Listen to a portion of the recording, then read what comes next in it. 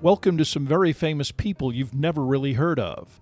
Bite-sized biographies of the famous, the infamous, and the quirky in less than an hour. My name is Philip D. Gibbons, and there is more information about me, this podcast, and a bibliography at someveryfamouspeople.com. There are also photographs of many of the individuals and items mentioned in this podcast. At the conclusion of Part 2 of this presentation, there will be additional suggestions concerning further information about today's subject, Bruce Reynolds, Gordon Goody, and the Great British Train Robbery of 1963.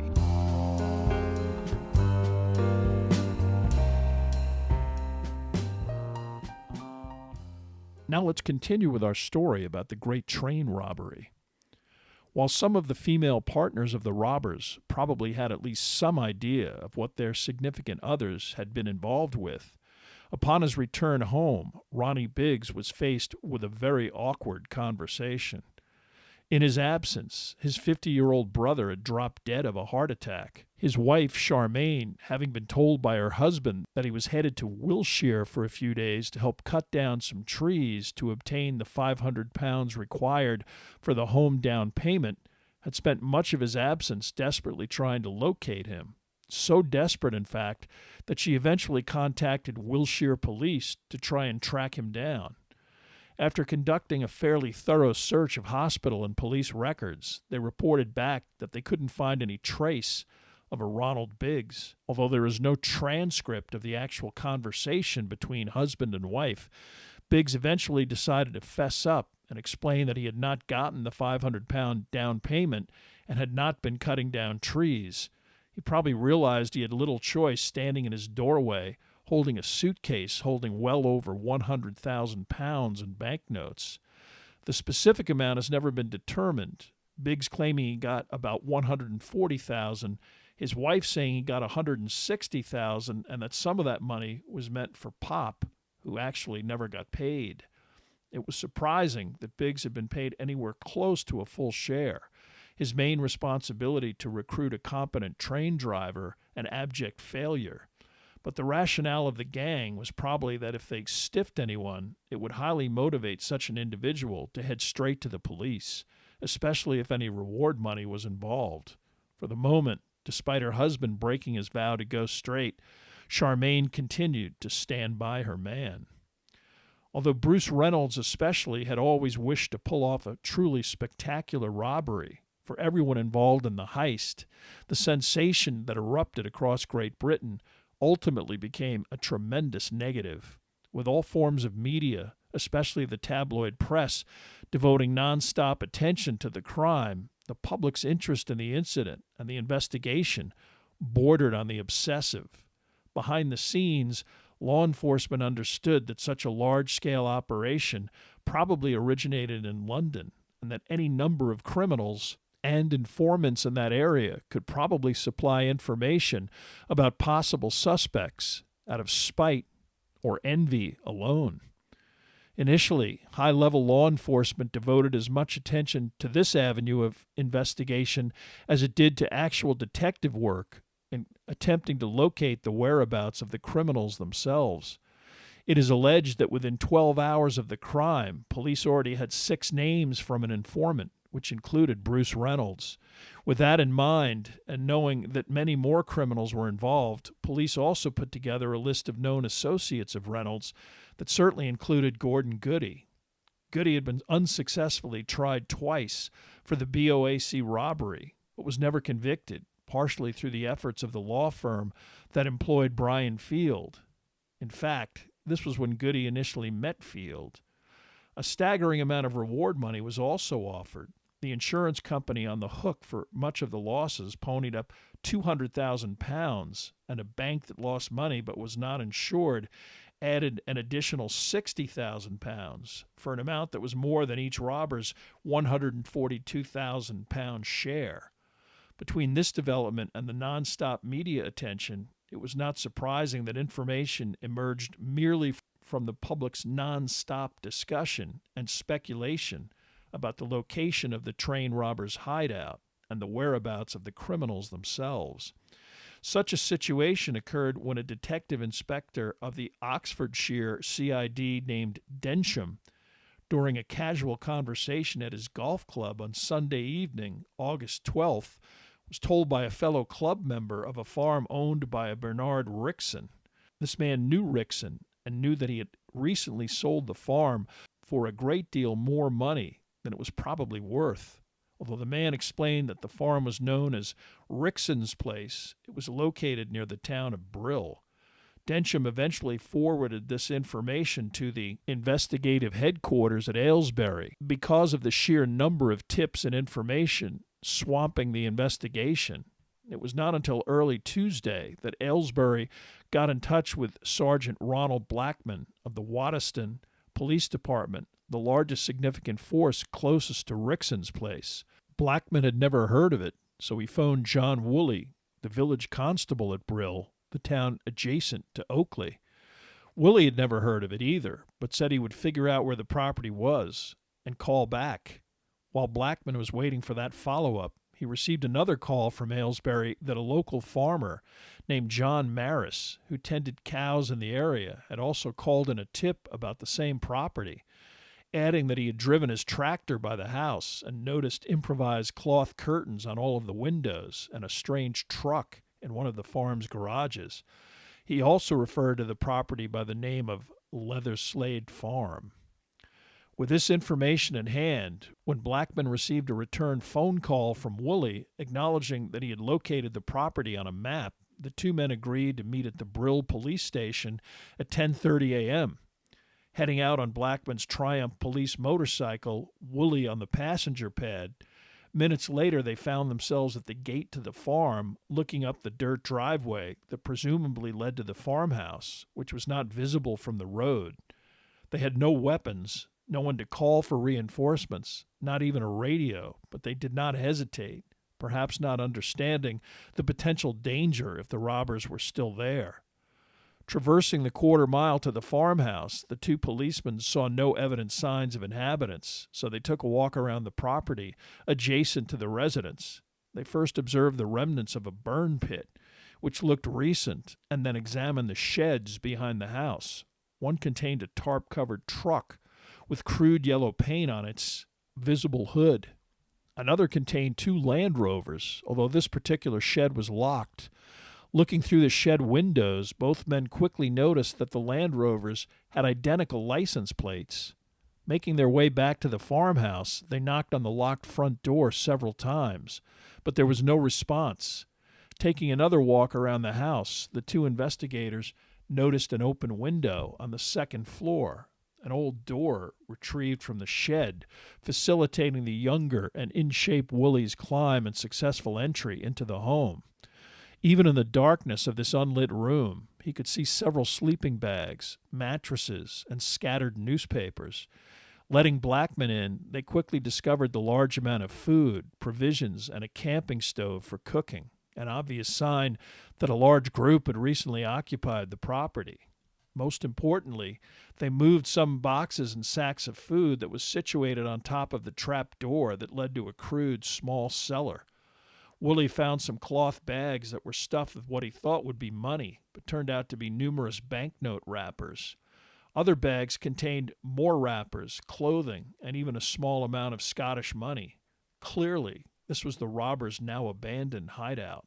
Blackman told Woolley to stay behind so he could ride to a call box and phone in the news. Again, neither man seemed to take into account that the robbers might still be hiding somewhere on the premises or might return from some other location. By 11:30, Aylesbury got the information, and by 1:30, most of the top brass involved in the investigation were on site. The discovery of the farm proved to be a turning point in the investigation.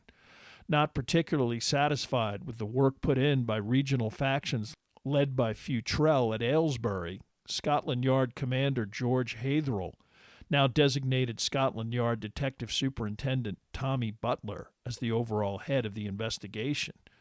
Butler, a tenacious investigator with a formidable reputation, headed up the branch of the Serious and Organized Crime Command known as the Robbery Squad or Flying Squad.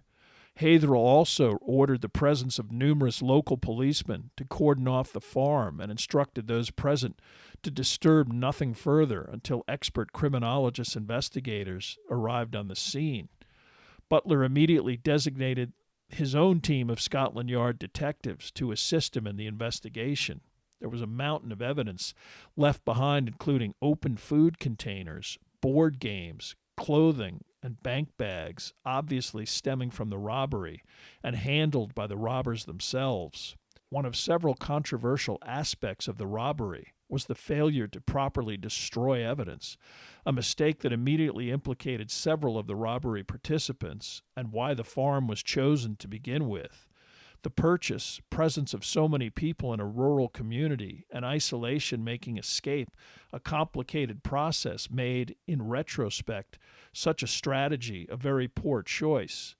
Most likely such an option was chosen for a fairly simple reason, namely that many of the participants did not trust each other if, after the event, everyone scattered back to London and the eventual receipt of their share. But what if whoever had the money was arrested, or worse, refused to pay up? Better, in the immediate aftermath, to have a process in which everyone could keep an eye on the money until it could be split up. And not understanding the bombshell effect the robbery would have on the public, media, and law enforcement, and believing such a remote location was undetectable, that initially seemed a far better option. Why wasn't the farmhouse destroyed, or at least thoroughly cleaned up? Years afterwards, several conspirators claimed that plans were made to torch the entire property, garages and all, and such a task would be simple, merely requiring several dozen liters of gasoline and a match. Gordon Goody maintained that individuals were hired for such a job, but took the money and failed to show up.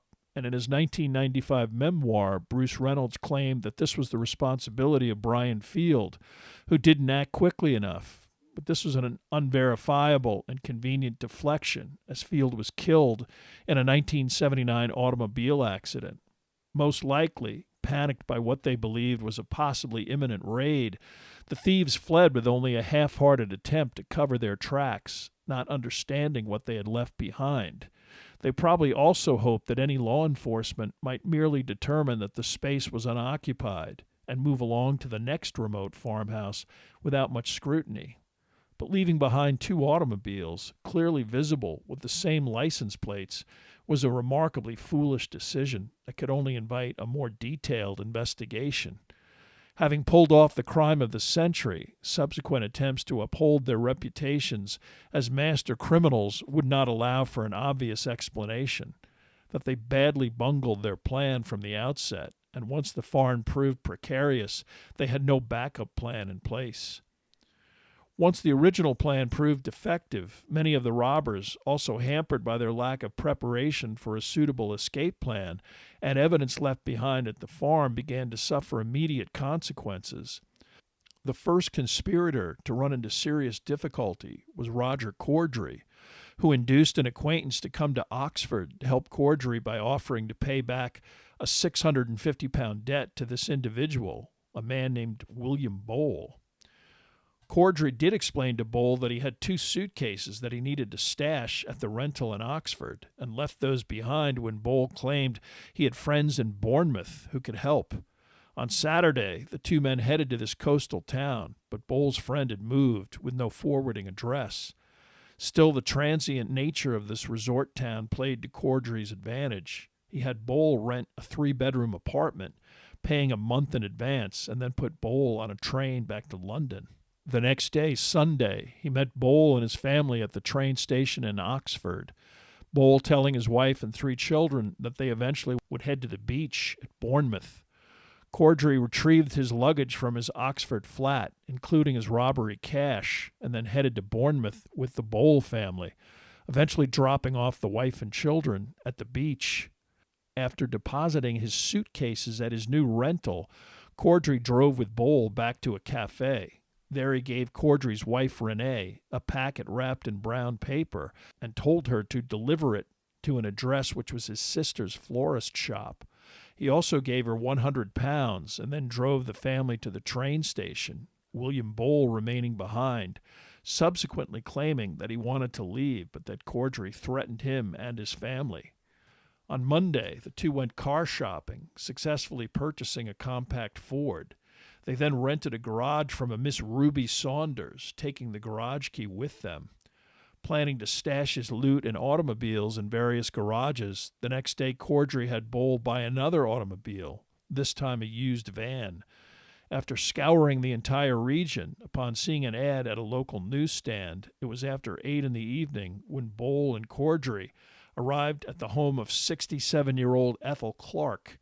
At first, upon hearing that Bowl did not actually live in Bournemouth, Ms. Clark did not want to rent to him, but was persuaded by cash above the asking price and Bowl's reassurance that he would soon be moving to the area. But Ethel Clark, possibly because her deceased husband had been a police officer and Bowl paid her from an overly large bankroll, definitely perceived some bad vibrations from the transaction. After Bowl left with the garage key, explaining that he would return later that evening with his vehicle, she picked up the phone and called the Bournemouth Police Department. Only minutes after Bowl and Corddry returned and parked the car in the garage, a Bournemouth detective, Sergeant Davies, and a detective constable, Case, arrived at the location, and after a brief discussion with Ethel Clark, who identified the two men who were casually trying to walk away from the scene, Bowl and Corddry were quickly confronted by the officers, Davies explaining to both men that he suspected them of burglarizing some of the homes in the neighborhood. Bowl then claimed that he did not even know Corddry, a rather foolish denial, and that both the police and Ms. Clark had observed the two men conversing. Upon being informed that Davies would like to search him, Bowl physically resisted and attempted to flee. The two men were then physically restrained, handcuffed, and taken to the local police station for further questioning. Davies had no idea that Corddry was connected to the train robbery, but Bowl especially was behaving suspiciously, and when questions about what exactly they were doing with a newly purchased van, the suspects were unresponsive, Corddry refusing to say anything at all. At 10:30, Sergeant Davies, using the keys retrieved from Bowl, returned to Ms. Clark's garage and began a search of the van.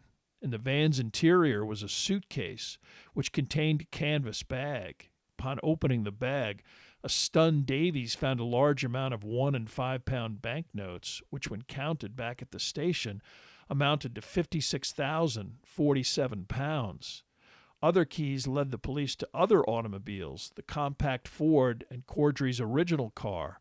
The Ford had no contraband, but 6 suitcases were found in the other car containing 78,982 pounds, again in small denominations.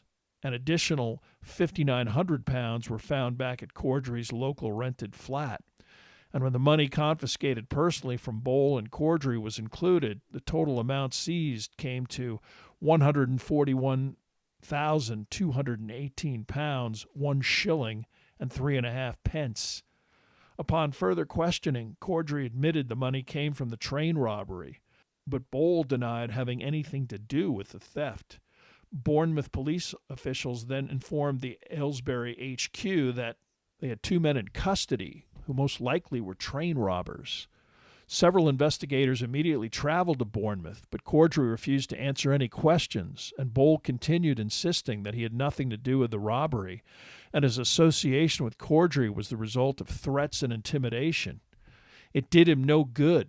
Both he and Corddry were officially arrested on August 14th on charges of robbery, conspiracy to rob, and receiving stolen property. The next day, Renee Bowl and Alfred and Florence Pilgrim, Corddry's sister and brother-in-law, were arrested for receiving stolen property, police successfully finding cash at their residence that Corddry gave to each of them. Less than a week after the train robbery's commission, already law enforcement could claim 2 of the conspirators in custody, although Bowl's charges were dubious and ultimately proved problematic. After the amateur Agatha Christie phone call that practically dropped 2 suspects into their lap, law enforcement benefited from another remarkable development when a motorcycle rider on his way to work near Dorking, Surrey, had to pull over because his engine began overheating. He and his co-worker decided to take a walk in the woods while the cycle cooled off, and only yards into the underbrush they literally stumbled on 3 bags wrapped in polyethylene, including a briefcase. Taking a look inside, they found it was crammed with banknotes, the couple quickly running back to the road where they flagged down a passing motorist. Within minutes, Dorking police were on the scene, taking custody of the 3 bags and finding an additional money-filled valise in the vicinity. When the cash was counted up at the police station, it totaled £100,900.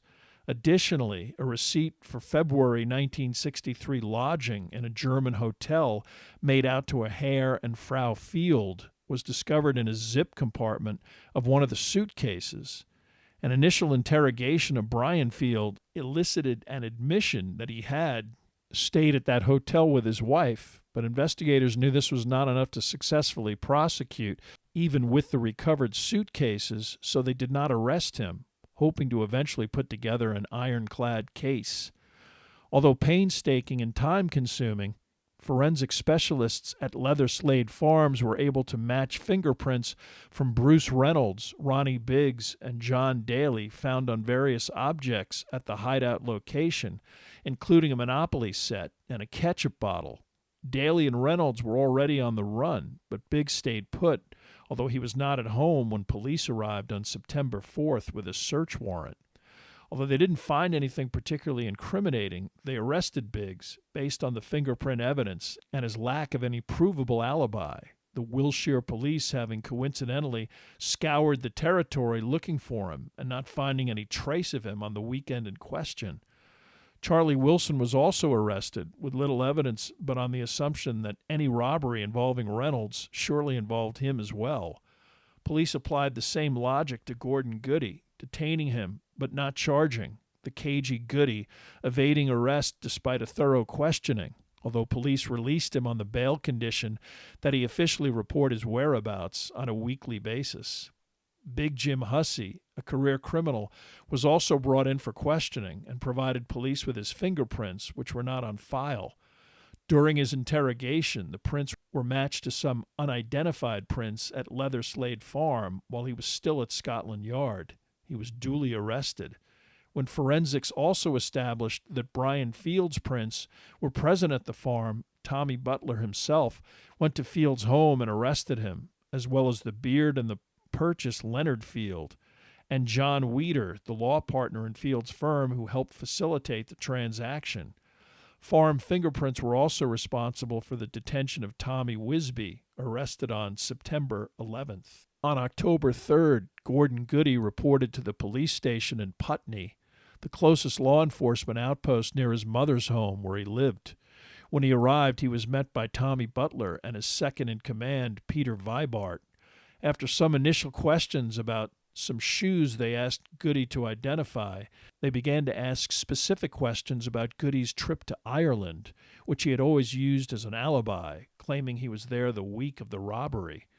Goody knew that he was in Ireland for part of that week, but not the actual day leading up to the robbery and the robbery itself.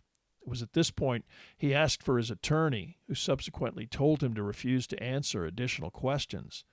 Later, at trial, Goody's shoes would be produced with small amounts of yellow paint that allegedly came from the paint used at the farm to quickly repaint the truck used in the crime in a hurried attempt to cover their tracks. Goody always maintained afterwards that the paint was planted and he was, quote, fitted up, unquote, or framed, not denying that he was guilty of the crime, but alleging the police manufactured evidence. Such a claim from a career criminal is always dubious, but as the subsequent prosecution of William Bowl indicated, Goody's allegation over time gained a great deal of validity. On October 4th, 1963, it did Goody no good. He was arrested and charged with conspiracy and robbery.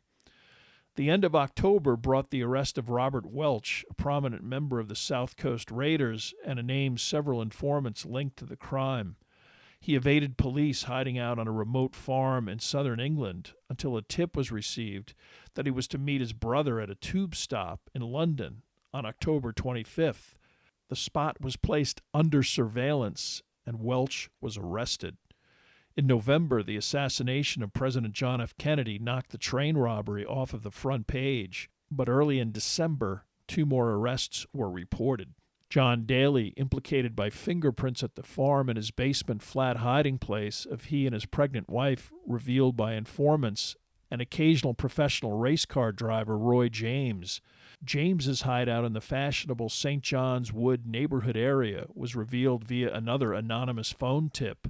His arrest a little more difficult. The wiry 5'4" James, upon hearing an unexpected knock on his front door, took off via his apartment skylight and was the subject of a rooftop chase. When he jumped to the ground, staked-out police were waiting for him, and the briefcase containing over 12,000 pounds that he tossed off of the roof before he jumped.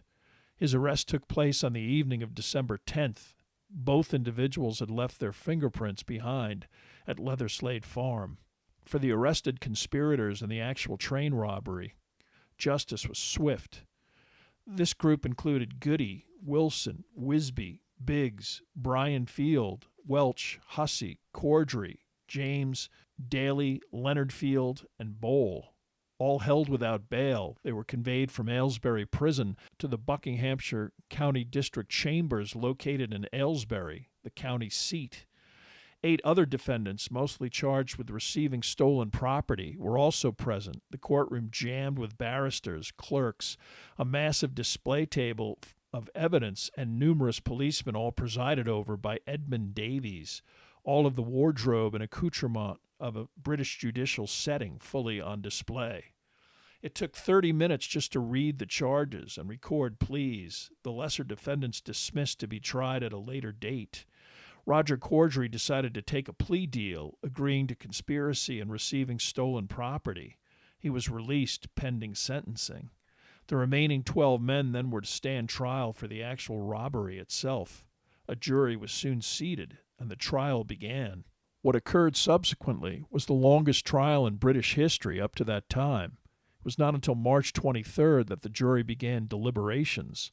Along the way, there were some stunning developments. A policeman on the stand, while describing how Ronnie Biggs knew Bruce Reynolds, testified that they had met in prison. Prejudicial information that could have prompted a mistrial of all of the defendants and an expensive and time-consuming retrial. Although Biggs's attorney could have demanded such a mistrial, instead he opted to request that Biggs alone deserved a separate retrial. Judge Davies agreed, and Biggs was separated from the other defendants, his new trial scheduled for when the current proceedings concluded. Even more sensational and quite puzzling was the ruling of Judge Davies in response to a motion filed by John Daly's attorney, in which he presented the argument that the fingerprint found on a Monopoly card could have been on there when the game was brought to the farm and only proved that Daly had touched the object, but not his presence at the farm itself. Surprisingly, the judge agreed and instructed the jury that because other than the fingerprint evidence, the state had no case against Daly, he must be acquitted. The jury officially agreed, and John Daly walked out of court a free man. But if Daly was allowed to go free, what about the 4 men who had prints on objects retrieved from the farm? True, he was Bruce Reynolds' brother-in-law, and the game may have been plausibly used by him elsewhere, but shouldn't the same legal theory be applied in favor of the other defendants? Observers could only speculate. Daly's good fortune was to be a sharp contrast to the men he left behind. On March 26, 1964, the jury returned guilty verdicts for all 10 men. Some, like John Weeder, were merely convicted of attempting to obstruct justice, but 7 of the defendants, including William Bowl, who had never even set foot on Leatherslade Farm and was certainly not present at the robbery, were convicted of robbery and conspiracy. Additionally, prosecutors claimed that a brass clock winder found in Bowles' jacket at the time of his arrest had the same traces of yellow paint found on Goody's shoes that matched yellow paint retrieved by police from the farm. Trouble was, Bowl was never at the farm, and all of the robbers knew it. Brian and Leonard Field were convicted of conspiracy. Within days, Ronnie Biggs was retried. The courtroom treated to an elaborate alibi in which Biggs was unwittingly transported to Leatherslade Farm by another man who was named but never appeared in court to vouch for him. Biggs admitted being briefly at the farm, but claimed he had nothing to do with the robbery. The jury didn't buy it. On April 14th, they convicted him after only 90 minutes of deliberation. Sentencing took place on April 16th. The judge, affable and good-natured during the trial, was anything but during the sentencing.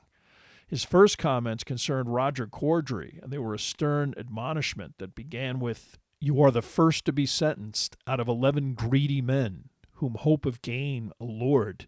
You and your co-conspirators have been convicted of complicity in one way or another of a crime in which, in its impudence and enormity, is the first of its kind in the country. I propose to do all in my power to ensure that it will also be the last of its kind. Your outrageous conduct constitutes an intolerable menace to the well-being of society. Let us clear out of the way any romantic notions of daredevilry. This is nothing more than a sordid crime of violence inspired by vast greed. All who have seen that nerve-shattered engine driver can have no doubt of the terrifying effect on the law-abiding citizen of a concerted assault by armed robbers. To deal with this crime leniently would be a positively evil thing. When a grave crime is committed, it calls for grave punishment, not for the purpose of mere retribution, but that others similarly tempted will be brought to the realization that crime does not pay and the game is not worth the most alluring candle. Potential criminals who might be dazzled by the enormity of the prize must be taught that the punishment they risk is proportionally greater. I therefore find myself faced with the unenviable task of pronouncing grave sentences." After additionally explaining that he would make an exception in Corddry's sentence because the defendant had pled guilty, he then sentenced the convicted criminal to 20 years. Shock was immediately evident within the courtroom, packed with relatives of the defendants. If Corddry was getting that much time and the judge indicated he was being less harsh with him, what did that mean for the others? It meant that they were going to get even tougher sentences. William Bowl, 24 years. Charles Wilson, 30 years. Ronnie Biggs, 30 years. James Hussey, 30 years.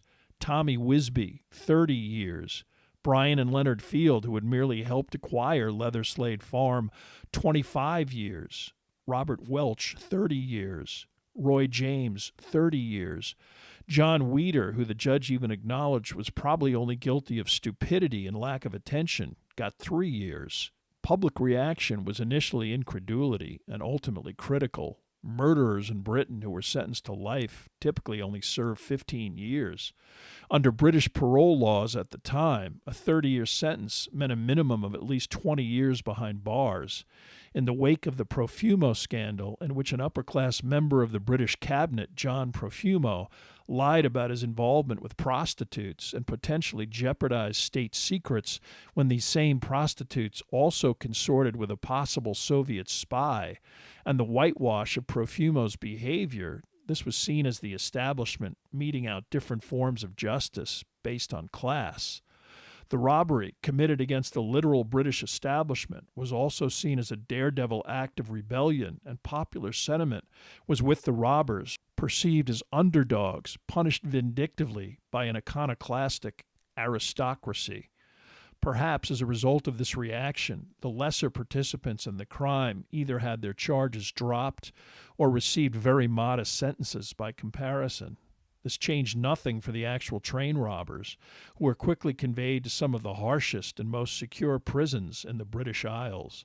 They were also confined under special conditions allowed under the Penal Code, which meted out 23-hour solitary confinement, no radio or newspapers, and allowed exercise for only 1 hour a day under close supervision. But with several of the main characters still on the run and numerous developments concerning the men now behind bars, the great train robbery story refused to go away.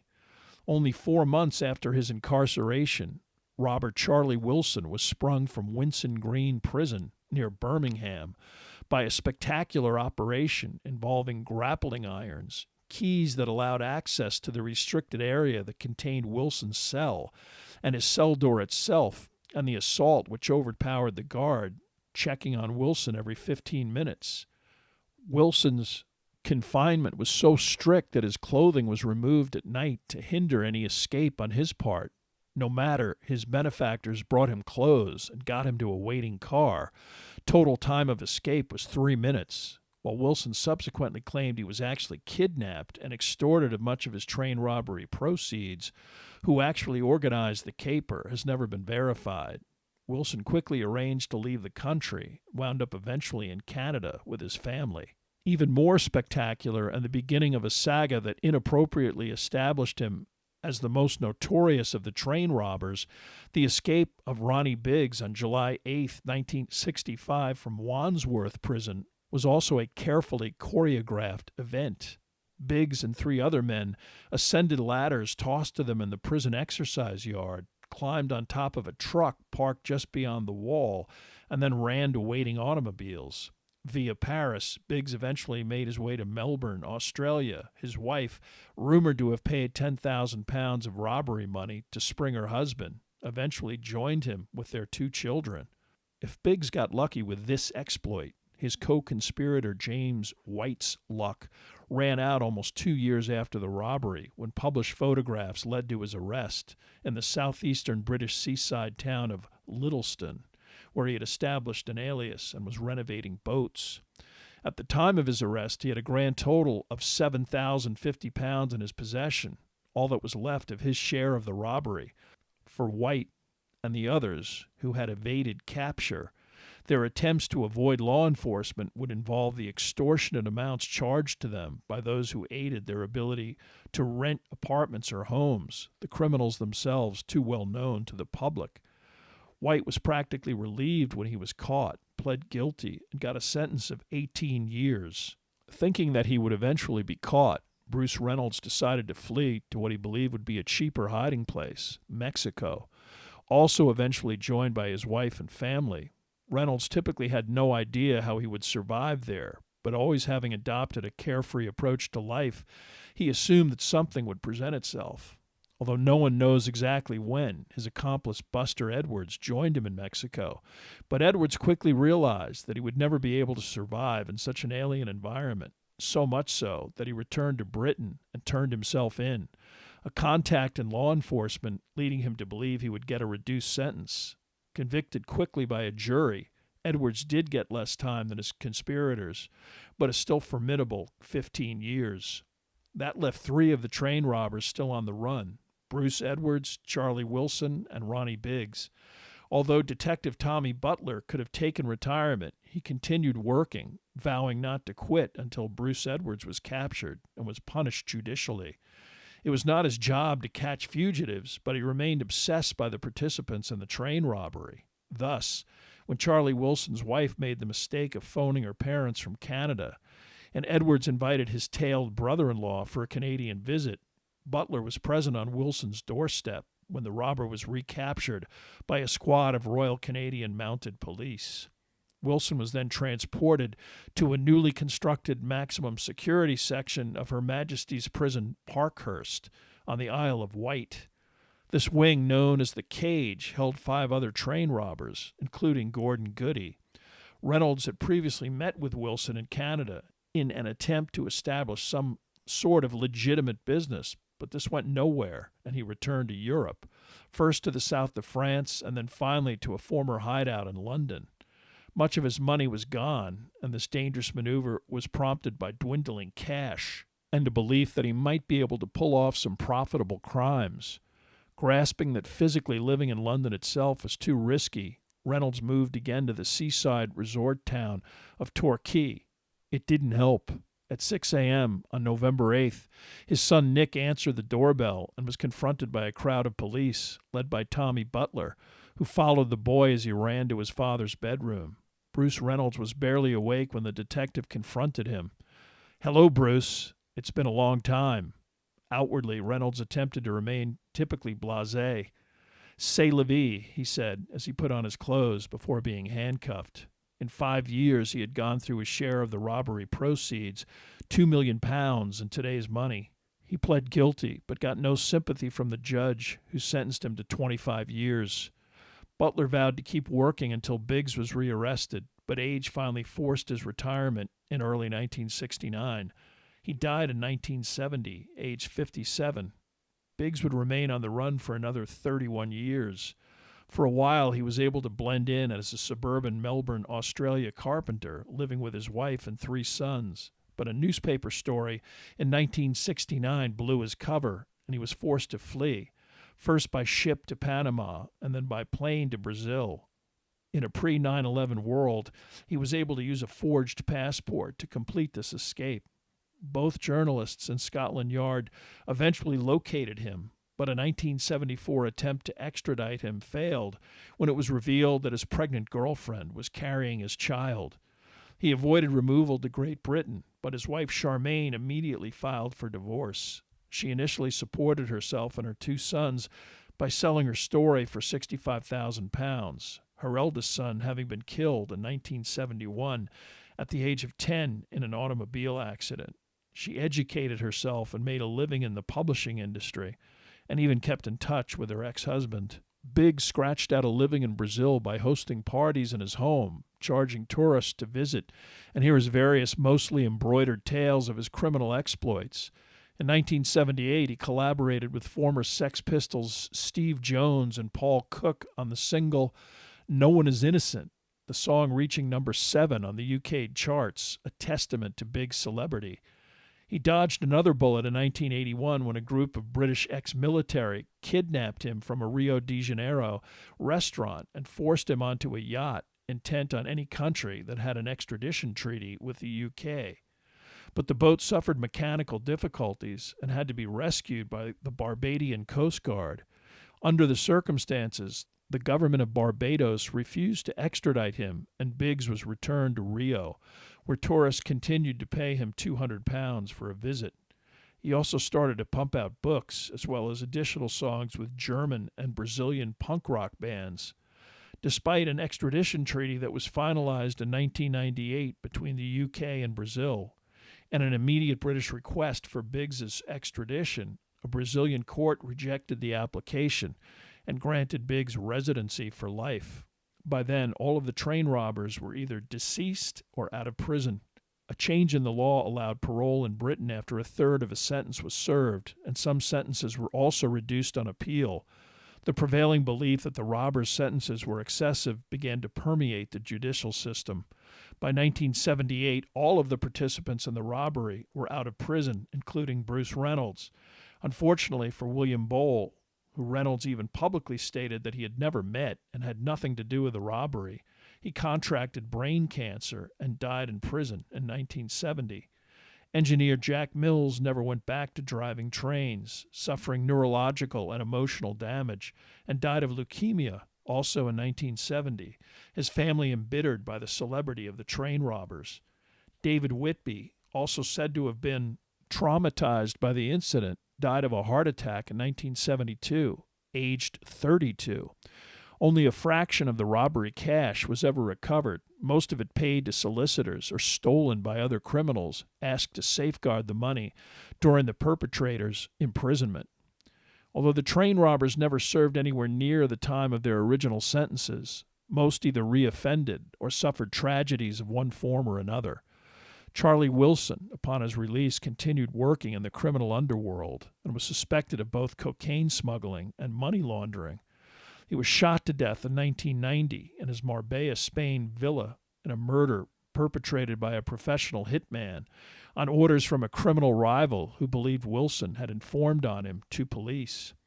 Roy James, Tommy Wisby, and James Hussey all went back to jail. Buster Edwards famously ran a flower stand for many years outside of Waterloo Station.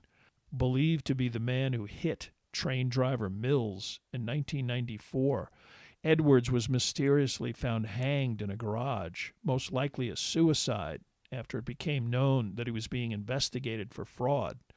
Supposedly, at age 63, he couldn't bear the thought of going back to prison.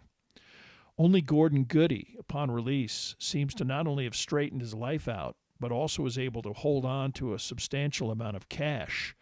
1 year after his release, he relocated to the Spanish coastal resort town of Mojocar, where he became a respected member of the community operating a popular restaurant known as the Kon-Tiki.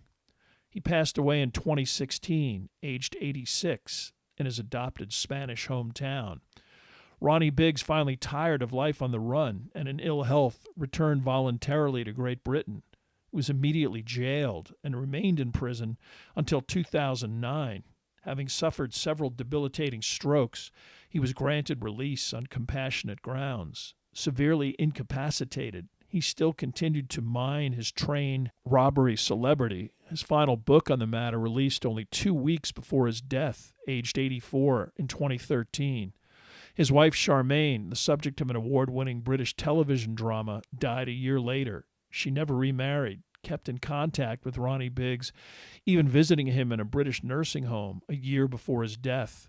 Robert Welch, the last surviving train robber, died in November of 2023. Bruce Reynolds went back to jail in 1983 for dealing amphetamines. Upon his release, he became a prolific writer and journalist. His book, Autobiography of a Thief, was published in 1995 and has remained in print ever since. It was featured in numerous documentaries and interviews, keeping alive the many fables concerning the robbery, which made him and his Confederates legendary popular culture figures in Great Britain. He passed away in 2013. Although Reynolds and the Great Train Robbery is not as well known in the United States, he lives on here in a strangely ironic twist. His son Nick is a member of the British musical group Alabama 3. One of the band's most popular songs is entitled Woke Up This Morning. It is played at the beginning of every episode of the American television show The Sopranos.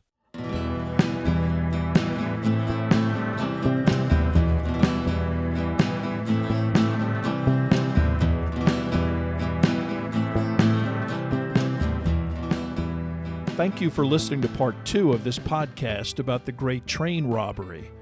Information for this podcast came from the books The Great Train Robbery, Crime of the Century by Nick Russell Pavier and Stuart Richards, and The Great Train Robbery, 50th Anniversary by Bruce Reynolds and Ronnie Biggs. There are also additional photographs, bibliographical and musical information at someveryfamouspeople.com. If you have enjoyed this presentation, please like us at our Facebook page, Some Very Famous People, and follow us on Twitter at Philip D. Gibbons. Subscribe to my YouTube page at Noblesse Oblige, and please tell a friend about bite-sized biographies.